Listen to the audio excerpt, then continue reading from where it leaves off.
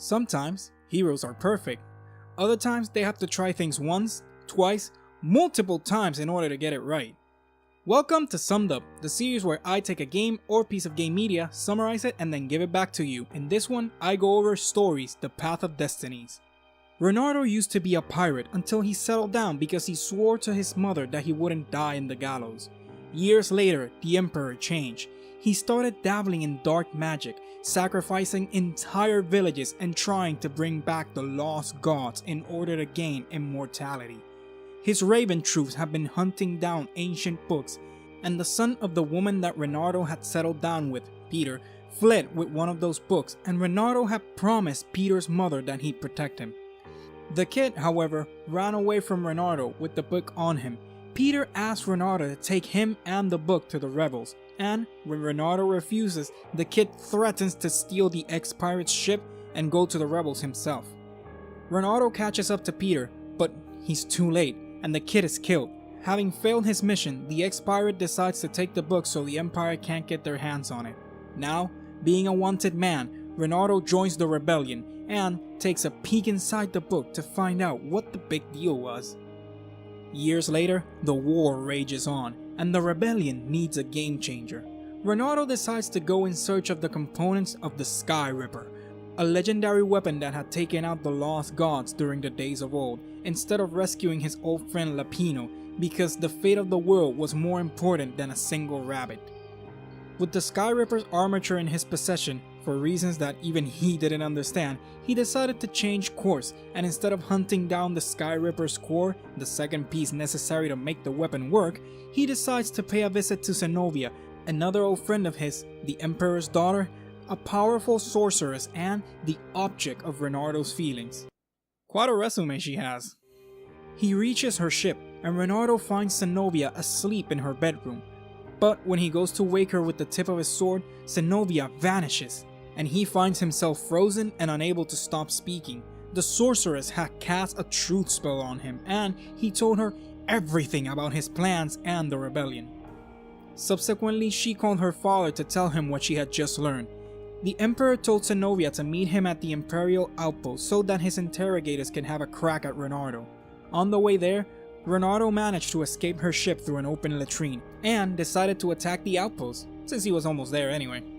After taking out every raven at the outpost, Renardo came face to face with the Emperor and his bodyguards. Convinced that the reason why Renardo had made it there alone was because Zenobia had betrayed him, the Emperor sends his forces to find and arrest the sorceress.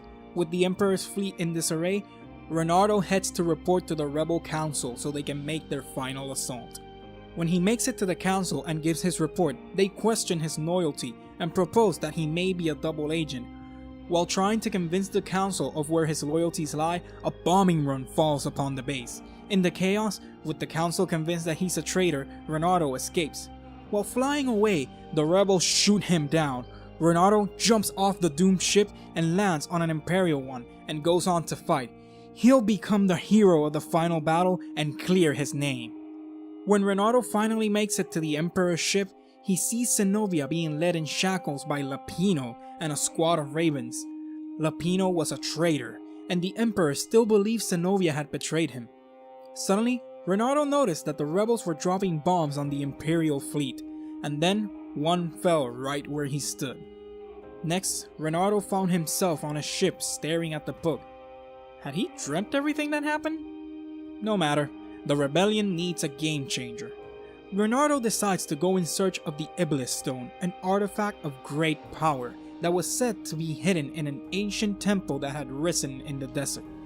Deep in the temple he found it, and the stone spoke to him with promises of great power in exchange for Zenobia's blood. And since power was needed to defeat the Emperor and win the war, Renardo set out for Zenobia's island. There, as he cut down ravens, the stone sucked up their souls, and with each soul, Renardo felt more powerful.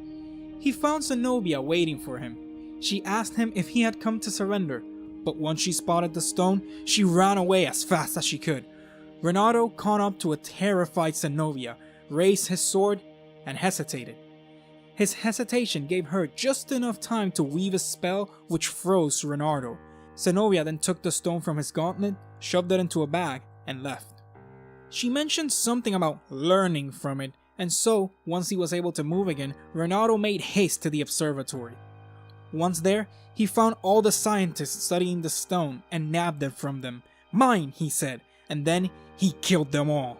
Zenobia called the observatory and told Renato over the speaker to leave the stone with the scientists or it would swallow his soul. But of course she would say something like that. With the stone in his possession, he had the power to end the war.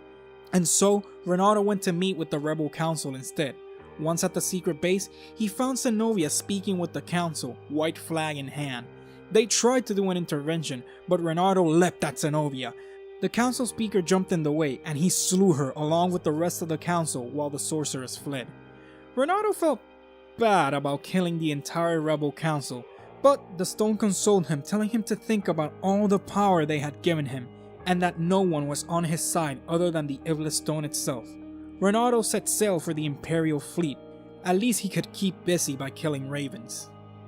And so he went from ship to ship, slaying ravens along the way. He would find the Emperor, the most powerful man in the land, and kill him. The Iblis stone would steal all that power, give it to him, and he would be Emperor. Once at the Emperor's ship, he came face to face with Zenobia. When he raised his sword to kill her, she asked him whether he wanted to kill her or if it was the stone that wanted it. Renato said that he couldn't stop. The stone wanted blood.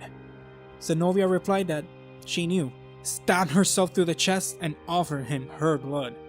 When Renato ran to her, she stabbed him and told him that they finally be together in the halls of the Valiant. The Iblis stone screamed, began to glow, came aflame, and turned to ash. As for Renato and Zenobia, the two lost lovers, died in each other's arms. Renato found himself on a ship staring at the book. Had he dreamt everything that happened? No, it was the book. It kept bringing him back when he failed his mission. Nevertheless, the rebellion needs a game changer. Renato decides to go in search of the Iblis stone to the temple in the desert. After obtaining it, he goes in search of Zenobia to give her blood to the Iblis stone. Once he found her, he slit her throat and power rushed into him. Then, Renato set a course to the Imperial outpost at the Nexus. He would seize it and call the Emperor to let him know what he had done. On his way to the outpost, he came across Lapino, who suggested that he should go to the mountains and meditate about the stone because he had become kind of evil. Renato replied that he must want to take the stone for himself and started poking Lapino with his sword for emphasis. In one of the pokes, he stabs and kills the rabbit. Whoops. After taking out all the ravens, Renato calls the Emperor, but there was no reply. The Emperor was scared of him. He called up the rebel council so they would gather their forces and headed off to the secret base. When he arrived, the ruins were crawling with ravens. Renato cut his way to the rebel base, strode in, and exclaimed, "Let's make me Emperor!" The council was confused. He changed his tune and said, "Let's go win the rebellion!" But the council were scared of him and ran, so he cut them down. Without the rebels to back him up, he decided to go attack the Imperial fleet by himself. And so he did. By himself, he killed all the ravens in his path and made his way to the Emperor's ship. There, he found the Emperor and some remaining members of the rebel council huddled together, plotting. They attacked him with arcane instruments, but by simply flexing his will, Renato sucked their souls out of their bodies and into the Iblis stone. With this, the Iblis stone became a void and expanded. A dark gaze passed through the void and into the land, and that was the end of time itself. And so, once again, he woke up on his ship, and the rebellion needs a game changer. Renato decides to go rescue his old friend Lapino. When he reaches the rabbit, Lapino was alright, playing with his favorite deck of cards. With his friends safe, Renato goes to find the Sky Ripper's core. He lost the armature, but the core was still powerful and could prove useful. He found the core and brought it back to his ship, but he wanted nothing more than to get rid of it because being in its proximity made him sick. Renato sets off on the course to the observatory so the scientists can tell him what to do with the core, and Lapino goes on ahead to let them know that he's coming. But when Renato arrived at the observatory, it was on fire. All of the scientists were dead, and only Lapino was left alive. Lapina suggested that they should take the core to the secret rebel base, but Reynardo needed help, so he set sail to the home of the sage Calaveras. The sage was the one that had told him the whereabouts of the core, and his knowledge of the old gods was probably the only thing that could heal Reynardo from whatever sickness the core had inflicted him with. Calaveras tinkered with the core all day and transformed it into the Oculum, basically a death ray. Now, it wouldn't poison Reynardo, and it was a weapon that could be used to win the war. Feeling better and holding the war-winning weapon, he headed towards the Imperial fleet. Once Reynardo was in range of the Emperor's ship, he aimed the Oculum at it and fired. The ship burst into flames along with everyone on it. However, the beam didn't stop. The Oculum grew brighter and hotter. The blast kept growing and destroyed both fleets, Reynardo included. Once more, the book turned back time on Reynardo's decisions. This time, however, Reynardo knew what to do. The adventures had revealed to him the truths of his world. Lapino was a traitor. Zenobia still loved him. The Iblis Stone would corrupt anyone who used it, and the Skyripper core was unstable. I want to take this moment to point something out. What I just summarized were 4 paths that lead Reynardo to those truths, 1 per truth. I didn't cover the other ones because there's a grand total of 24 paths, and that would have made for a very lengthy video.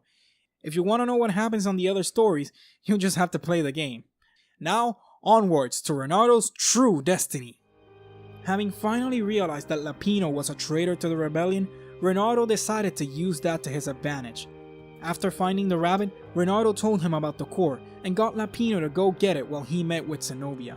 All the while, the rabbit thought it was his idea. Halfway to Zenobia, he found a distraught Lapino, who told Reynardo that he had been jumped by Imperial forces and they had stolen the core from him. Reynardo laments the loss of the core. Reynardo is a really horrible actor, and I have no idea how Lapino actually falls for any of this.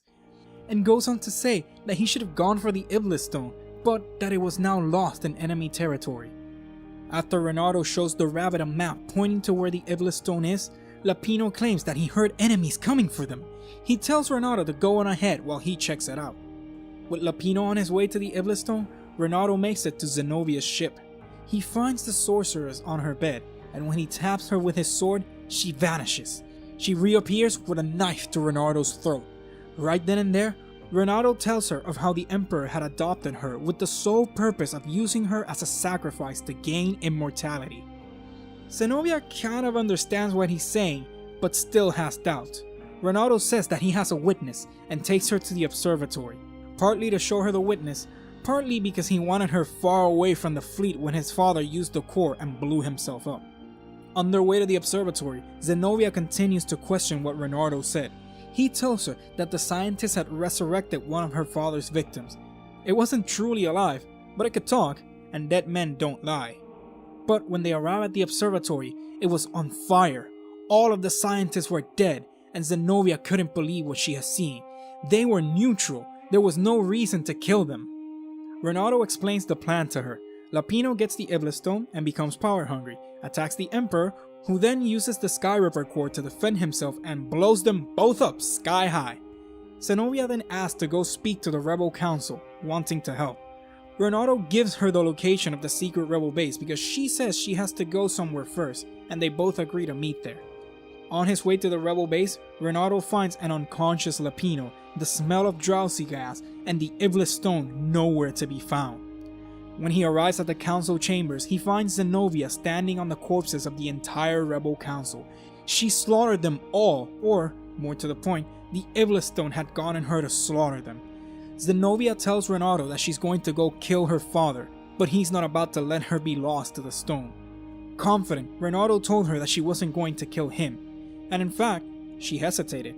Zenobia had her sword raised while Reynardo walked towards her, telling her how she'd be lost to the stone if she killed her father, how he couldn't lose her again, and how he loved her.